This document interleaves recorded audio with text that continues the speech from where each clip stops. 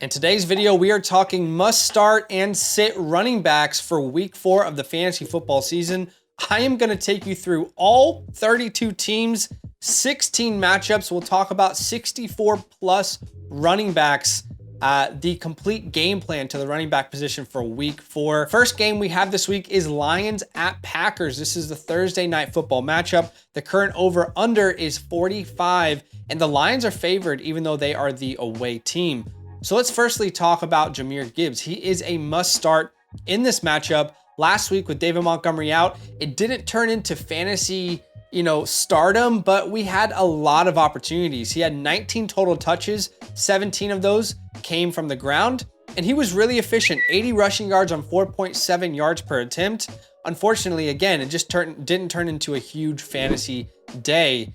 And in weeks 1 and 2, the Packers gave up 25.9 PPR points per game to the running back position. So at the end of the day, Jahmyr Gibbs, we know, is an extremely talented player with high usage. He's unquestionably a must start in today's running back climate, if you will. Let's quickly talk about David Montgomery. If David Montgomery plays, you also have to start David Montgomery, someone who's had over 10 points in both matchups. He's found the end zone in both matchups that he's played. This will be the Lightning and the Thunder for this backfield. So if Monty plays, you should definitely put him in your lineup. Next, we'll talk about the Packers side of the ball. Packers are going up against the Lions, who actually have been pretty okay against running backs. They currently give up the 18th most points to the position. So they are the better half defense against running backs. But regardless, if Aaron Jones plays, I know he's been dealing with that hamstring injury. Regardless, if he plays, he is an absolute must start. And let's hope that we finally get him back here on Thursday night. In his only game this year, you would have been absolutely stoked to have played him. He put up 127 all-purpose yards and 2 touchdowns, which turned into 26 plus PPR points and the RB1 on that week. So regardless, it doesn't matter what the matchup is. Aaron Jones must be in your lineups, and this is a good matchup to play him. A.J. Dillon, let's talk about him for a second. So in the scenario where Aaron Jones misses this game and A.J. Dillon is a starter, I cannot with any confidence tell you to start him. A.J. Dillon has had 2 weeks in a row to be the guy, quote unquote, for fantasy purposes with Aaron Jones out, and he didn't capitalize on either of those opportunities. In those 2 games, he had 88 total yards. He averaged 3.4 yards per attempt, no touchdowns, no receptions. Jordan Love is not dumping the ball off, and he averaged just 5.3 PPR points. Even if Jones is out, there are at least 35 running backs I'm starting over A.J. Dillon. That'll be a fun game. I'm excited for it. And then we have the London games starting. What do you guys think about the London games? Are you a fan of them? For us, where we live, they just happen so early, so we don't love them, but I'm glad that the NFL is worldwide. We got the Falcons at the Jags. Technically, the Jags are at home. Even though it's a London game, they are typically the home team over there. It's a 43.5 over under, and the Jags are favored in this game. We've got, in this game, 2 really good run defenses against 2 superstar running backs. Both of these run defense currently are bottom 8 matchups for running backs, meaning they are very tough matchups so far for fantasy running backs through 3 weeks. But we don't need to overthink this. Bijan Robinson is an absolute superstar, and his snaps are continually getting higher and higher and higher. In week 1, he was at 63%. That bumped up to 72% in week 2 and 80% of the snaps in week 3. We talked about this in a trade video, but these young rookies who have this kind of draft capital, their usage is just going to keep going up and up and up. One of the most talented running backs in the NFL with growing opportunities. You start Bijan Robinson in this matchup. He's had at least 16 touches in every game so far this year, including 5 targets in every single game. So you start Bijan. How about Tyler Algier? Well, there are certainly worse options, but he's not someone I'm super excited about to go ahead and put into my lineup. In the last 2 weeks, he's averaged under 5 PPR points per game. And as we see Bijan's snap percentage go up, we are seeing Tyler's go down. He went from 56% in week 1 all the way down to 30% in week 3. The only way Tyler is a good start is if the Falcons dominate this game.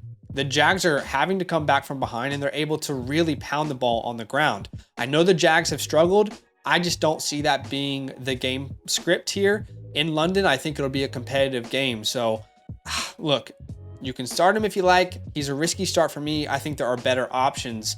And on the Jags side of the ball, Travis Etienne absolutely remains a must start. Similar to Bijan Robinson, we're talking about a really talented running back who's getting a ton of opportunities.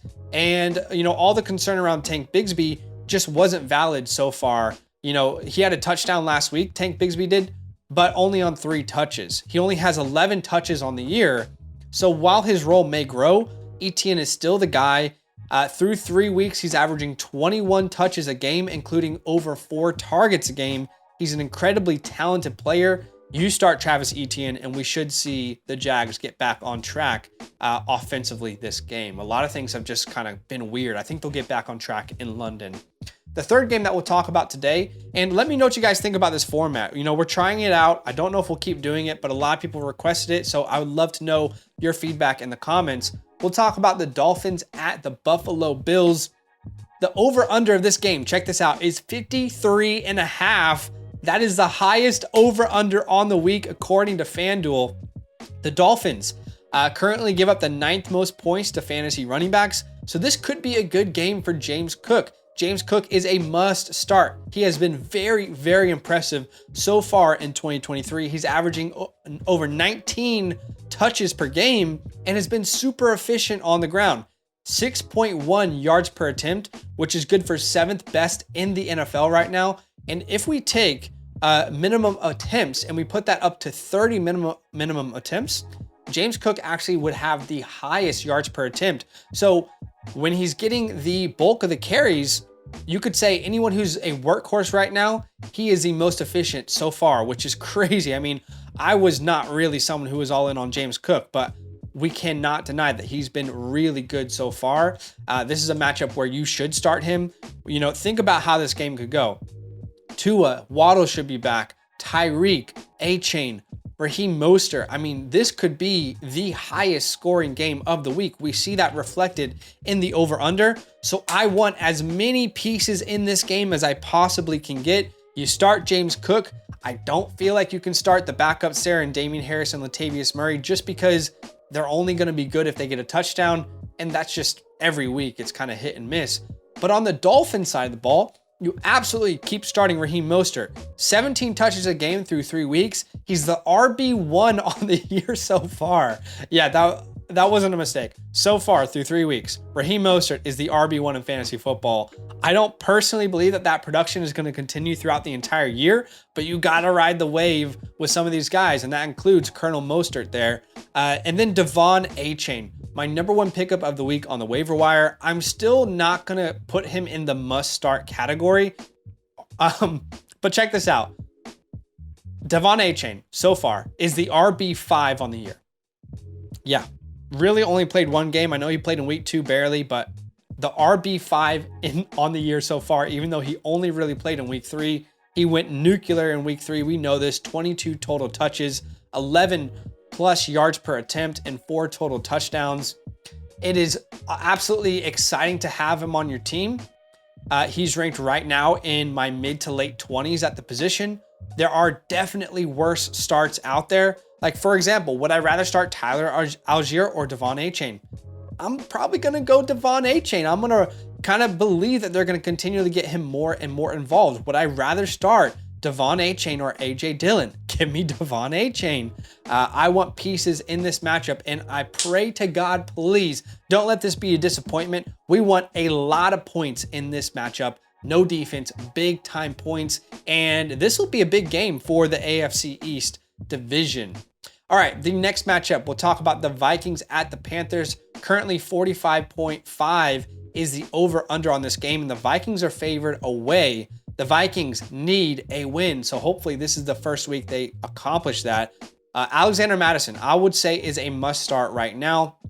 We talked about this for quite some time. This is a volume play, not an efficiency play, a volume play. The first 2 weeks, were rough, but keep in mind, he faced Tampa Bay and Philadelphia, two of the league's best rushing defenses, and he didn't do well. But in week 3, we went ahead and told you, start him with confidence. He was one of our starts of the week. We got some pushback on that, but it really panned out. He had a fantastic day, over 17 PPR points and 27 total touches. In fact, so far on the year, he's averaging over 18, almost 19 touches a game. According to fantasy points data, he is 4th in expected fantasy points per game, which just shows you the volume that he's getting and unfortunately the inefficiency, right? But what we know is right now you start Madison until you see a shakeup in that backfield. The team came out and they said he's the starter. So until they tell you differently or until you see Cam Akers take the job, it's Madison's job at this very moment. And this is a really, really good matchup. The Panthers currently give up the 3rd most points to fantasy running backs at the time of recording. So you absolutely can go out and start Alexander Madison. On the other side of the ball, Miles Sanders remains a must start. He was also a start of the week for me last week. He goes up against the Vikings, who give up the 20th most points per game. So they're actually pretty decent against running backs. But this is similar to Madison. This is a volume play. Currently, Miles Sanders is averaging over 20 touches a game, including 6.7 targets. Guys, guess who leads running backs in targets so far this year? It's not CMC. It's not Eckler. I mean, he's been missing time, right? It's not even Kyron Williams. Miles Sanders leads all running backs in targets so far. He's averaging 6.7 a game, and he is on pace. This is ridiculous. He's on pace to see 113 targets this year. Ridiculous. Will that continue? Who knows? But if Andy Dalton's out there again, Andy just targeted him 9 times, if I'm not mistaken. So you can put Miles Sanders back in your lineups, and Chuba Hubbard, not a guy we want to start right now. You should sit him for now. Okay, the 5th matchup we're going to talk about here. Let's do Broncos at the Bears. Someone needs to win. All right, both of these teams look pretty average. I would say the Bears look worse because they're pretty poor offensively and defensively. The Broncos and Russell Wilson actually offensively are getting things going. Like they don't look too bad offensively. It's a 45.5 over under, and the Broncos are favored. So Vegas is telling you that the Broncos are going to win this game, even traveling to Chicago. It's crazy where we are. But here's the deal with this matchup, okay? The Broncos currently give up the most points to fantasy running backs. Now, that might have a lot to do with last week when Raheem Mostert and Devon Achane put up 96 PPR points, okay? That might have something to do with it. But regardless, it's a good matchup for the Bears running backs. And for the Broncos running backs, the only other team that gives up more points than the Bears is the Broncos. So this is the 1st and 2nd best matchup for running backs. That being said, Javonte Williams is my only must start in this matchup altogether. He hasn't had over 10 PPR points yet, but the volume is there and he is getting fed. In the right matchup, he will pop off. And I have a feeling versus the Bears, this could finally be the right matchup. He's currently getting at least 16 targets a game. Samaje Perine, on the other hand, I don't think you should start. He's averaging just 7 PPR points per game, and he's just not being utilized in the air as much as I would have thought he would have been. But you can start Javonte. This could be the coming out party. For the Bears side of the ball, I mean, the issues for the Chicago Bears and the running backs specifically is twofold. Firstly, the offense as a whole has been atrocious in Chicago. It's truly been one of the worst in the NFL. In fact, Chicago currently ranks 27th of 32 NFL teams in offensive points per game. They're not scoring many times. They're not driving the ball down the field much, which is not leading to many fantasy points for these running backs. The second issue is that Khalil Herbert and Rashawn Johnson are already in a true split backfield. I mean, really, it's a banana split back there. They unfortunately kind of cancel each other out. And in most matchups, you'll probably want to sit them, right? They're averaging almost the same amount of touches. Rashawn Johnson's in the high 45s. Khalil is in the 55 as far as snap percentage goes. So these guys kind of cancel each other out. However, we did just see Raheem Mostert and Devon Achane go nuclear against this defense. So if you're desperate, that's why I put them as risky starts. If you're desperate, there are definitely worse options out there than going ahead and starting one of these guys and hoping that they hit versus this defense. Okay, at number 6, the Ravens at the Browns. Currently, 42.5 is the over-under. It's a lower one for this week, and the Browns are favored at home. The Ravens, man, this is kind of a nightmare situation.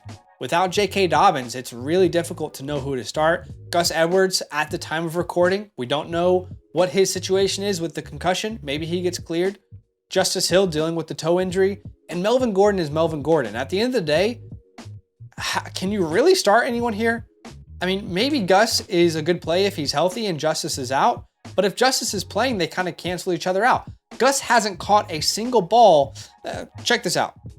In the last 3 years, I have the same amount of receptions in the NFL as Gus Edwards. That's just a fact. That's just an absolute fact, unfortunately. They don't pass the guy the ball. And Justice Hill does get the receptions, but he's dealing with an injury. And you can't start Melvin Gordon in your lineups, for God's sake. So I don't see a clear start there. If you're desperate, I understand, but I'm probably trying to steer clear, especially when you consider that they face the Browns, which is currently the 3rd worst matchup for running backs. I'm a hard pass if I can help it. And then on the Browns side of the ball, last week, you picked up Jerome Ford off the waivers. You felt good about getting him. And then you were like, oh, now Jerome Ford faces the Titans. Do I start Jerome Ford? Hopefully you did, because volume ultimately carried him to being a good start. He's a must start for me. He goes up against, like we said, the Ravens, who are kind of middle of the pack there. They're the 17th ranked matchup when you look at points allowed to running backs. But volume is the play here for Jerome Ford. Okay, at this moment, he's averaging 16.5 touches per game in the last 2 weeks. Should get more work. We expect the work to continue to be there for Jerome. And the Browns, are not going to be facing Tennessee's defense every week. That's one of the best rushing defenses in the NFL. And then Kareem Hunt, I don't really feel comfortable starting him. I think there are better options at least. Okay, that is that matchup. I'm going to get to the next matchup in a second, but if you guys want my weekly rankings, which will be released here after this video, over 340 players ranked every single week, starts and sits of every position, then go ahead and use my promo code LAND for the Flock Fantasy website. You'll support the channel. You'll get some awesome perks. Feel free to DM us once you sign up, and we'll get you all hooked up. All right, the 7th matchup. I hope you guys are enjoying this. This is so different for me. So I'm trying my best. But in the 7th matchup, we'll talk about the Steelers at the Texans. The over-under. This is the 2nd lowest over-under of the week at 41. And the Pittsburgh Steelers are favored away. And man, how can you start a Steelers running back? I get it. Najee Harris is a risky start for me. The good news is Najee had 20 touches last week. The bad news is he's extremely inefficient. The offensive line is a mess, and the dude has no juice at all. No explosiveness.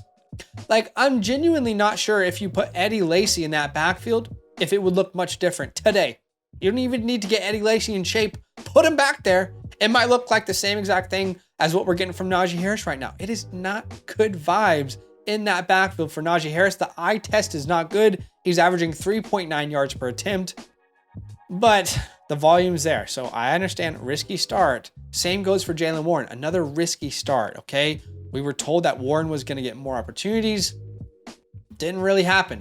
He saw the same amount of opportunities in week 3 that he saw in week 2. So why they keep saying they want to get him more involved, they're not doing it. So at the end of the day, it does not matter. It's not the thought that counts. We need action in fantasy football. And the reason that these guys are risky starts. Now look, if you were telling me, hey, Steelers are facing the Titans, do not start Najee, do not start Jaylen Warren. But the reason I'm putting them as risky starts is because they have an incredible matchup versus the Texans. Right now, funnily enough, the Texans and the Steelers are currently tied as the 4th best matchup for fantasy running backs. They combined per week on average give up the 4th most points allowed to running backs. So if there's ever a week that you can just put them out there and close your eyes, it might be versus the Houston Texans, who have been a great matchup for a year plus. And then on the Texans side of the ball, I'm going to say Dameon Pierce is a must start. He's been extremely average this year. This is not a player I was high on. I was lower on him than consensus. Didn't get a lot of love for it on the channel. I forgive you guys. I forgive you. But this week, it's a must start. He's averaging just 2.5 yards per attempt, which, by the way, ranks 83rd in the NFL and has led to just 9 PPR points per game.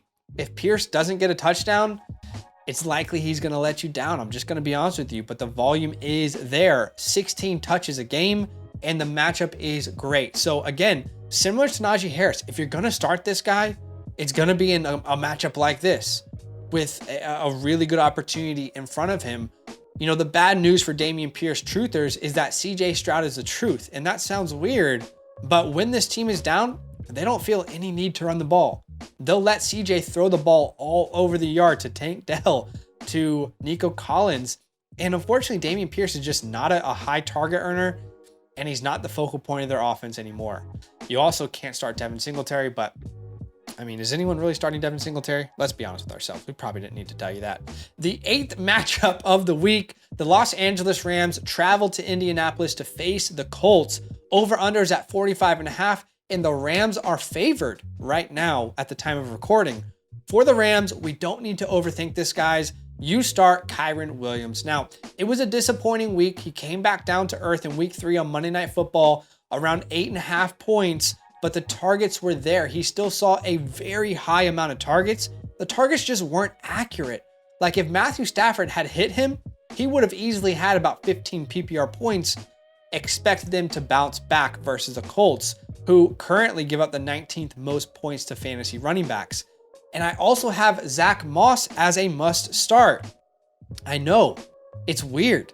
This is weird what's happening. Like, I can't sit here and pretend this is not strange that Zach Moss is at the moment kind of a fantasy superstar.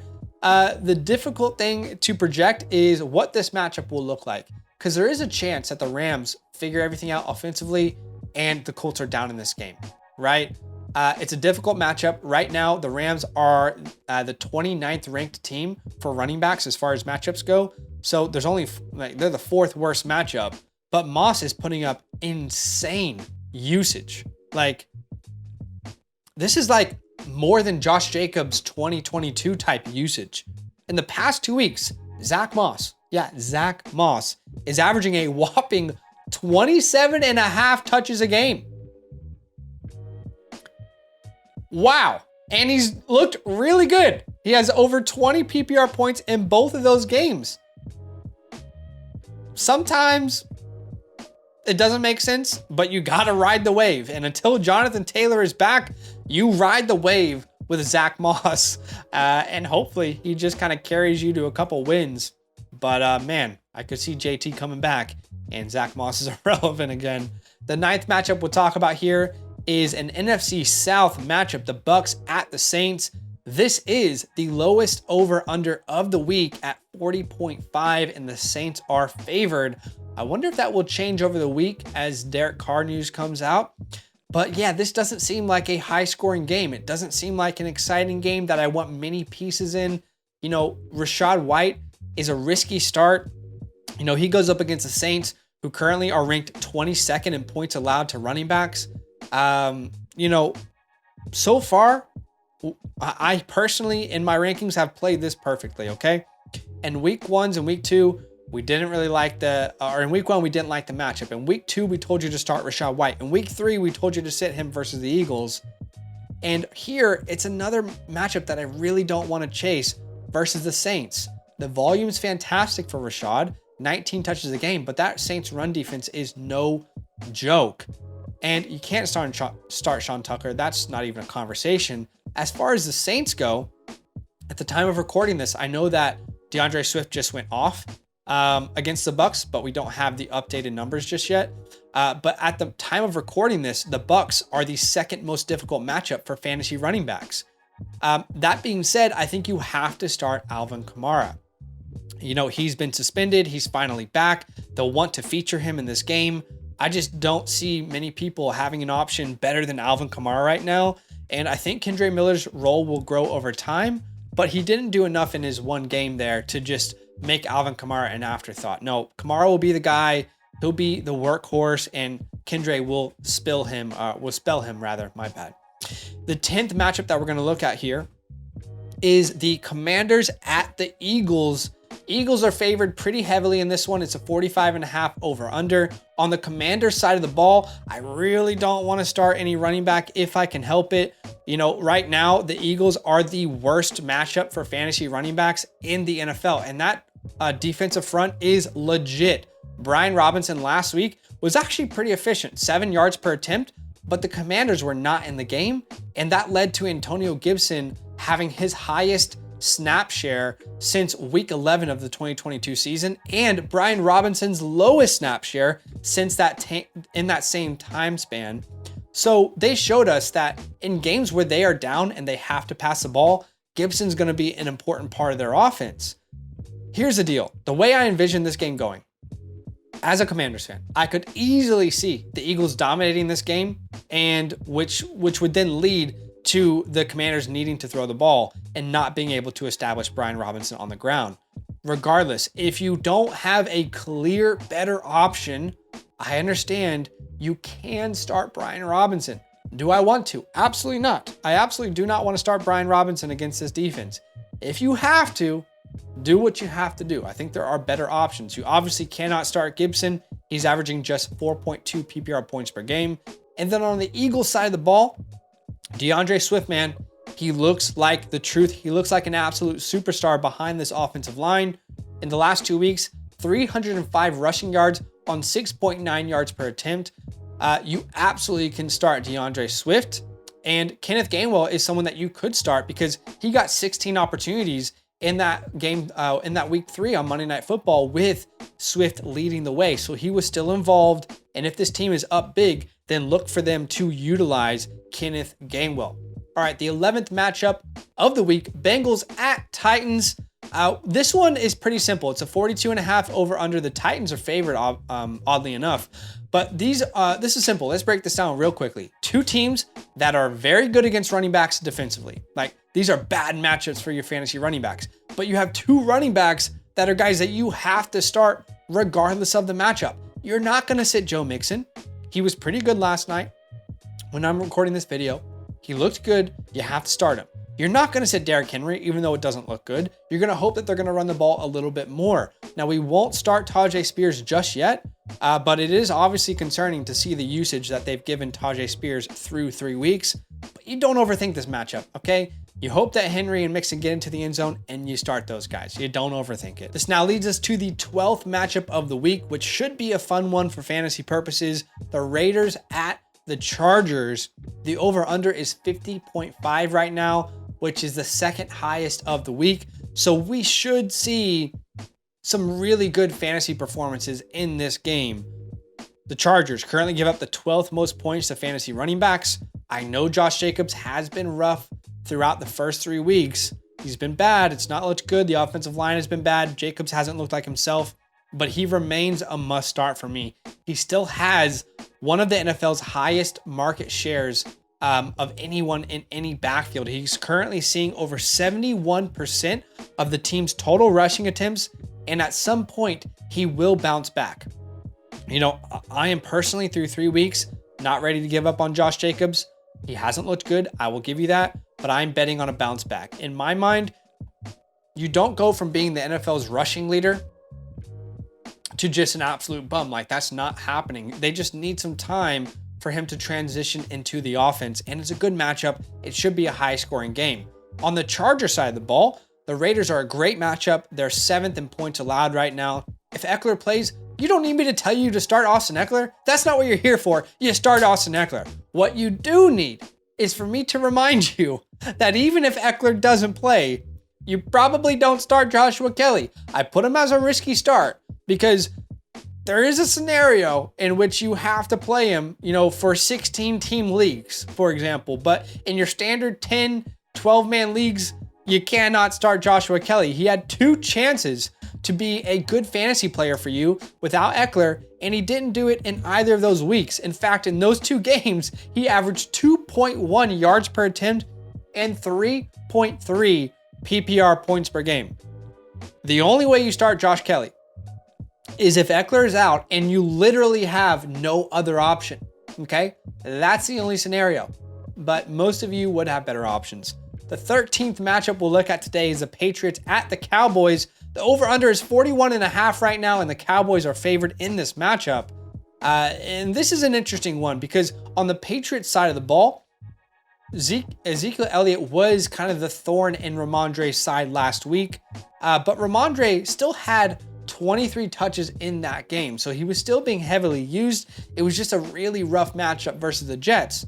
Now you have another tough matchup versus the Cowboys. Regardless, Stevenson is still a must start. In a 12-man, I just don't think you have a better option. Close your eyes, put him in there. He's a start for me this week, and hopefully he gets more involved in the air.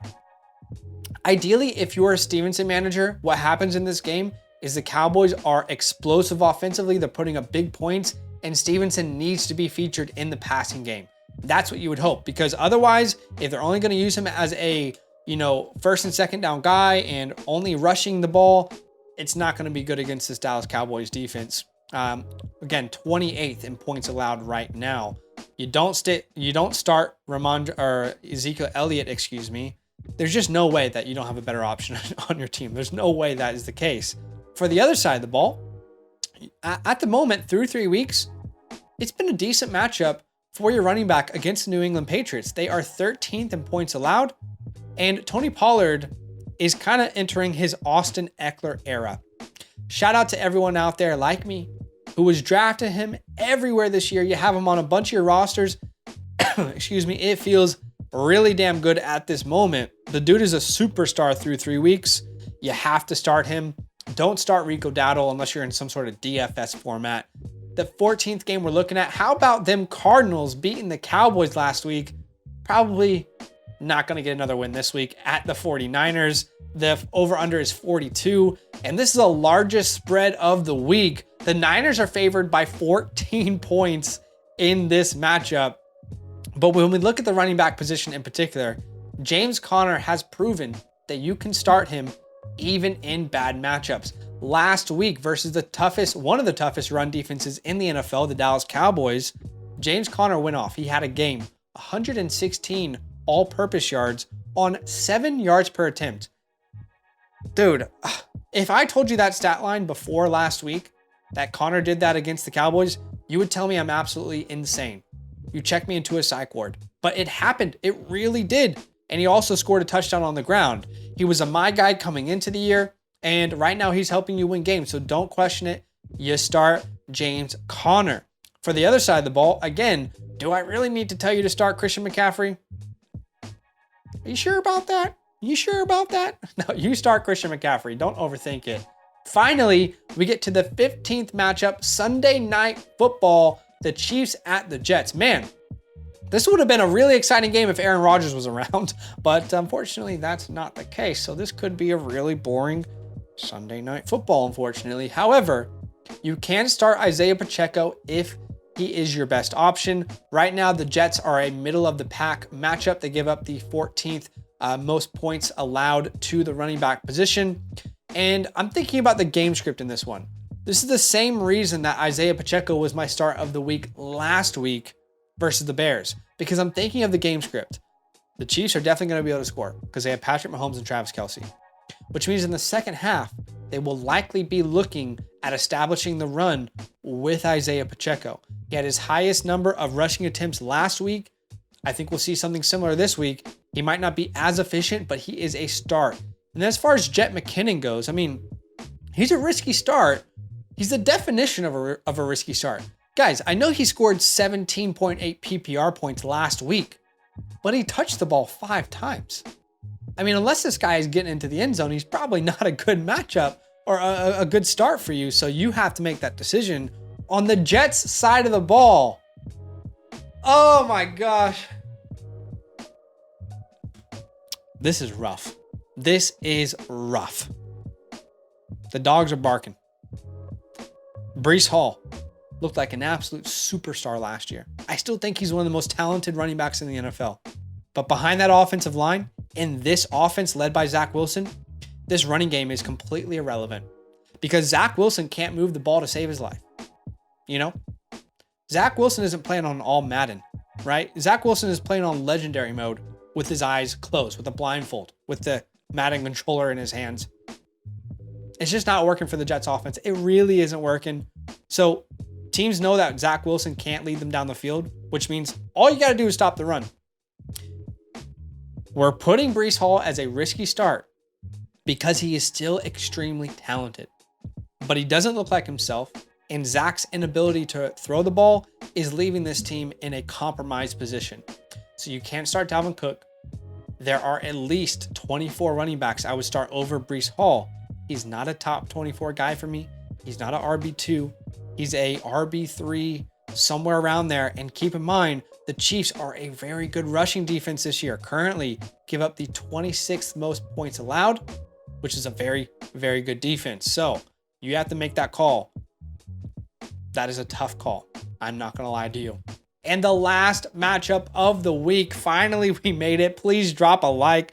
I have no idea if you guys even like this format. Please drop a like and let me know what you think.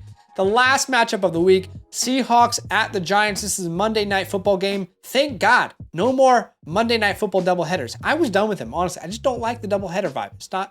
I'm not with it. But we got the Seahawks at the Giants. 45 is the over/under. 45 points. And this is two teams that are pretty good matchups for running backs. You start Ken Walker and you don't overthink it, right? The dude has been dominating in fantasy through 3 weeks. Now, Zach Charbonnet, I put as a risky start because I just want to note this trend. We are seeing a trend where every week since week 1, Charbonnet's snap percentage is going up and up and up. And Walker's is coming down and down and down. But Walker's usage is staying the same as far as his opportunities. We're just seeing Charbonnet get a little bit more. I'm just putting it out there. There could be a scenario where Zach Charbonnet has himself a game. So in DFS lineups or those who are desperate, you can put him out there versus the Giants. But as far as the Giants part of the ball, I'm excited to talk about this. If Saquon plays, no brainer, you start him. The Seahawks are 10th in points allowed to running backs.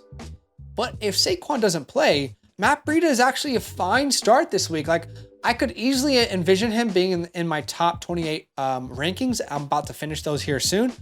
But yeah, he's a must start for me if Saquon misses time. Breida played 82% of the snaps last week without Saquon, and it's a great matchup. So otherwise, I just don't think anyone has a better spot start. He is the best spot start in week 4. Okay, that's it for today, guys. Man, let me know what you guys think of this format. Drop a like. And we got more content coming out. I hope you love the channel. I hope you subscribed. Go check out the Flock Fantasy website. Make sure you use our promo code LAND when signing up. You'll get 30% off. If you choose the Mother Flocker tier, then you'll get a personalized DM to ask us advice all year long.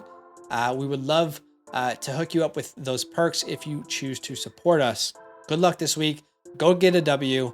It's not too late to turn your season around, and we'll see you in the next video. Now that those idiots are done talking, who needs some rankings? Hell yeah, I need some rankings. Then use promo code LAND, L-A-N-D, for 30% off any membership at flockfantasy.com. Oh. It's so easy, even your grandma could scan that QR code right there.